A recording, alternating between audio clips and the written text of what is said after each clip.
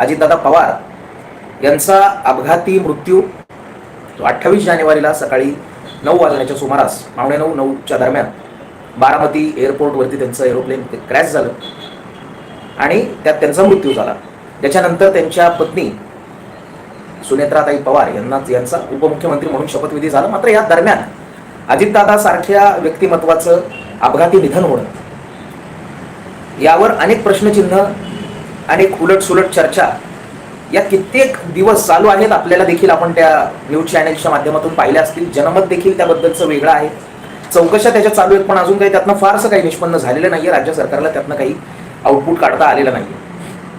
या दरम्यान अजितदादांचे पुतणे असलेले रोहितदादा पवार यांनी पत्रकार परिषद घेत आपले काही प्रश्न लोकांसमोर ठेवले आणि त्यानंतर त्याच्याच अनुषंगाने त्याच्या पॅरलली चालणारे काही अतिशय कॉमन आणि बेसिक प्रश्न मला वाटलं की आपण आपल्या व्ह्युअर्स पर्यंत आणले पाहिजेत, आपल्यापर्यंत ते आले पाहिजेत. जे प्रश्न लोकांच्या मनात आहेत, ज्या शंका लोकांच्या मनामध्ये आहेत, त्या आपल्या सर्वांच्या समोर आणल्या पाहिजेत असं या दरम्यान माझं मत झालं. आणि त्याच्यामुळेच काल रात्रीच मी म्हटलं होतं की मी उद्या दुपारी लाईव्ह येणार आहे आणि मी आलोय.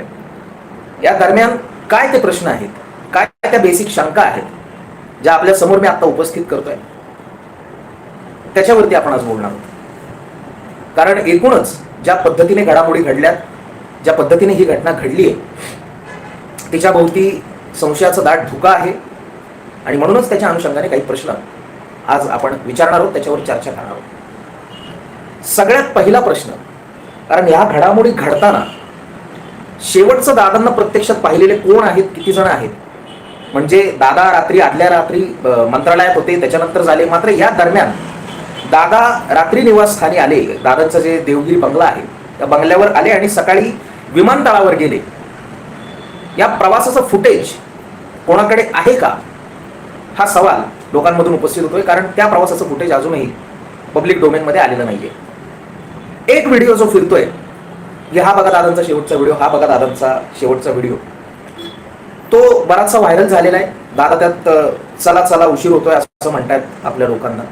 मात्र त्यातला बेसिक फॅक्ट असा आहे की ज्या वेळेचा हा व्हिडिओ आहे त्यावेळी विमानतळावरती अंधार आहे, दिवे लावलेले आहेत. त्याच्यामुळे अतिशय बेसिक प्रश्न हा आहे की सकाळी 8 वाजता महाराष्ट्राच्या कुठल्या भागामध्ये अंधार आपण पाहिलाय का? कारण दादांचं विमानाचं जे ऑनबोर्ड दादा जेव्हा गेले तेव्हा साधारण वेळ ही 8ची होती आणि सकाळी 8 वाजता महाराष्ट्राच्या कुठल्याच भागात, अगदी कानाकोपऱ्यात सुद्धा,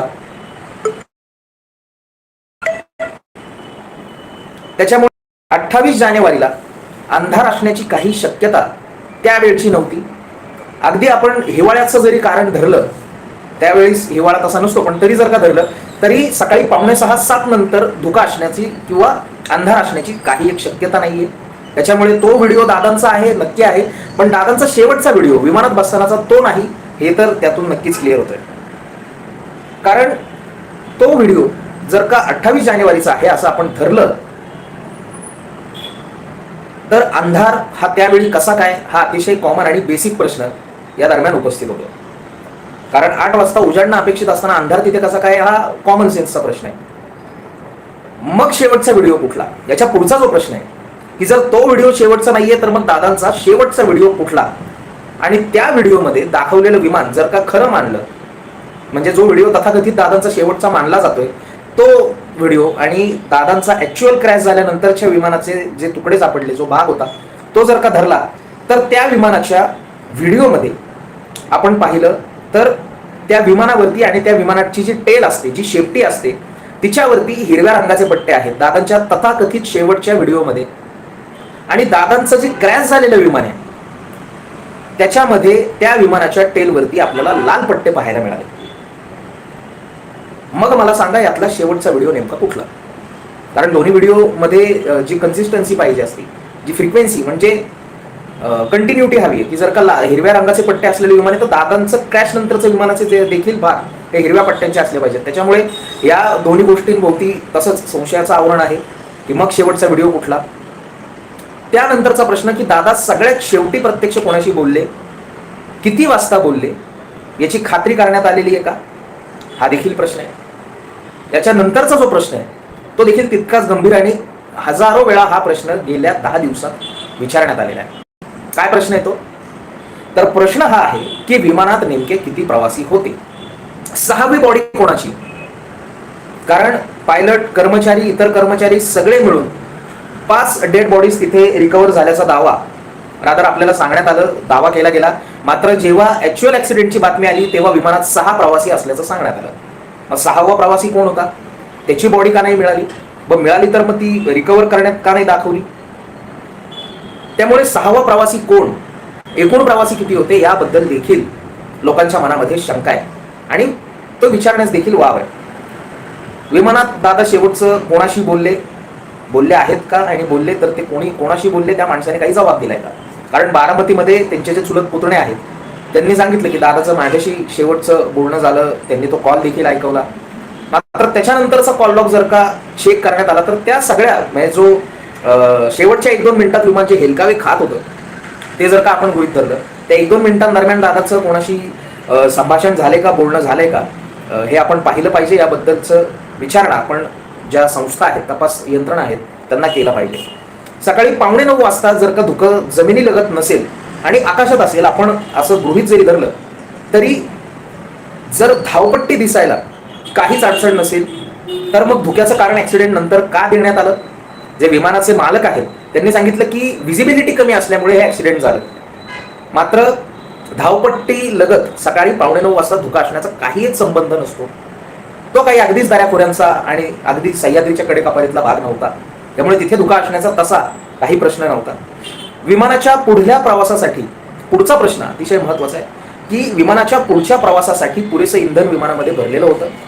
त्यामुळे गिरट्या घालण्यासाठी, एअरपोर्टच्या गिरट्या घालण्यासाठी आपलं इंधन कमी पडण्याचा काही एक प्रश्न नव्हता. कारण टाकी फुल करून निघाल्यानंतर साधारण 3-1 किलोमीटरचा पट्टा किंवा 3-1 किलोमीटर ते विमान प्रवास करू शकता अशी माझी माहिती आहे. आणि 231 किलोमीटरच्या प्रवासानंतर बरंचसं पेट्रोल हे फ्युएल टँकमध्ये शिल्लक होतं. त्यामुळे एक गिरटी झाल्यानंतर दुसऱ्या गिरटीलाच तो प्रयत्न करण्याची काय आवश्यकता होती? कारण तुम्हाला 2 पर्याय अशा वेळी असतात. एक तर गिरट्या घालत सगळा अंदाज घेणे आणि मग स्लो डाऊन करून आपण खाली जाणे. मात्र पहिली शक्यता की विमानाचा जो कॉल आहे उतरण्यासाठीचा तो त्यांनी दुसऱ्या गिरटीनंतर घेतला, ज्याच्यामध्ये आपल्याला दिसतं की विमान उतरताना त्याचा वेग हा बराच कमी होणं अपेक्षित आहे.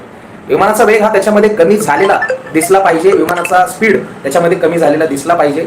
मात्र आपण जे बाजूचं आरोग्य केंद्र आहे, जी ग्रामपंचायत आहे, तिकडच्या CCTV फुटेजमध्ये आपण जर का चेक केलं तर आपल्याला कळून येतंय, दिसून येतंय की विमानाचा स्पीड हा अतिशय टेरिफिक आणि जास्त होता.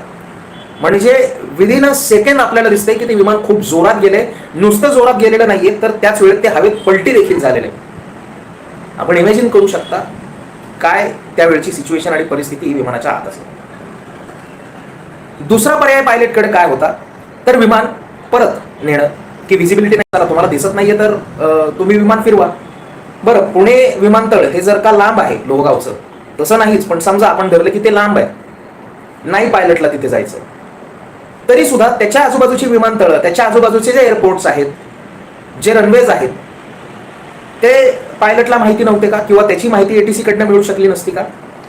कारण बारामतीपासून सर्वात जवळचा रनवे आहे तो आहे फलटणच्या धावपट्टीचा, फलटणच्या एअरपोर्टचा. कारण फलटणचं जे एअरपोर्ट आहे त्याचं बारामतीच्या एअरपोर्ट पासूनचं हवाई अंतर हे साधारण 24 ते 30 किलोमीटरचं आहे. म्हणजे जमिनीवरून आपण समजूया 30-32 किलोमीटरचं. म्हणजे दादांना बारामतीत उतरवण्याऐवजी जर का ते विमान फलटणला नेलं असतं आणि तिथे व्यवस्थित सुरक्षित लँड झालं असतं तर फलटणवरून बाय कार दादा अर्ध्या तासात बारामतीत आलेच असते. जास्तीत जास्त 40 मिनिटं, पण प्रोटोकॉलच्या माणसांना इतकी वेळ लागत नाही, दादा 20 मिनिटातच आले असते.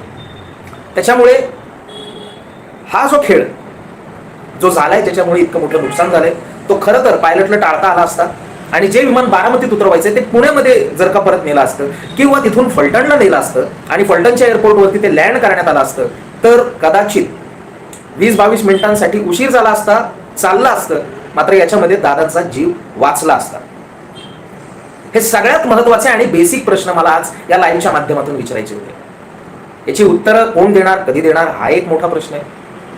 मात्र जे लोकांच्या मनात होतं, ज्या शंका, ज्या चर्चा लोकांमध्ये चालू आहेत, त्या मी या व्हिडिओद्वारे विचारण्याचा प्रयत्न केला. याच्यानंतर देखील अनेक काही प्रश्न आहेत आणि त्यांची लिस्ट मोठी आहे. की अपघात झाल्यावर किती व्यक्तींची शरीरं सापडली, त्यांची ओळख कशी पटवली, दादांची ओळख कशावरून पटली, त्यांचा चेहरा कोणी ओळखला का, ज्या व्यक्ती डेड आहेत त्यांची DNA टेस्ट झाली का, त्यांचं पोस्टमार्टम झालेलं आहे का, त्याचा अहवाल बाहेर आलाय का, हे प्रश्न आहेत. त्याच्यानंतर एक अमुक शरीर हे दादांचं आहे असं ठरवून अंत्यसंस्कार करायची घाई का झाली, हे देखील जनसामान्यांमध्ये ती प्रश्न आहे. आणि भलेही एखादा व्यक्ती हा आपल्या राजकीय विचारसरणीशी जुळत नसला तरी देखील इतक्या मोठ्या नेत्याचं इतक्या संशयास्पद सिनॅरिओमध्ये, इतक्या संशयास्पद परिस्थितीमध्ये जाणं हे मनाला चटका लावणार आणि तितकंच गांभीर्याने घेण्यासारखं देखील आहे असं मला वाटतं. त्याच्यामुळे जे काही वरचे मुद्दे मी जे प्रश्न अधोरेखित केले, जे प्रश्न मी विचारण्याचा प्रयत्न केला, ते अतिशय बेसिक आणि साधे आहेत. त्याची उत्तरं जर का आपल्याला मिळाली तर या दुर्दैवी ट्रॅजेडीच्या भोवती असलेलं थोडंसं धुकं निवळण्यास मदत होईल आणि चित्र थोडंसं स्पष्ट व्हायला आपल्याला मदत होईल. या सगळ्या गोष्टीबाबत आपली काय मतं आहेत, आम्हाला आवर्जून आपल्या प्रतिक्रिया आपल्या कमेंट बॉक्समध्ये कळवायला विसरू नका. आता आपण रेग्युलर लाईव्हच्या माध्यमातून एकमेकांच्या संपर्कात राहू. सडेतोड पुन्हा एकदा कार्यरत होत आहे. तोपर्यंत आपली काय मतं या सगळ्या विषयांबद्दल आहेत अतिशय खुल्या मनानं आपण कमेंट सेक्शनमध्ये लिहू शकता. त्यावर आपण पुढच्या लाईव्हमध्ये चर्चा करू. पाहत राहा सडेतोड. धन्यवाद.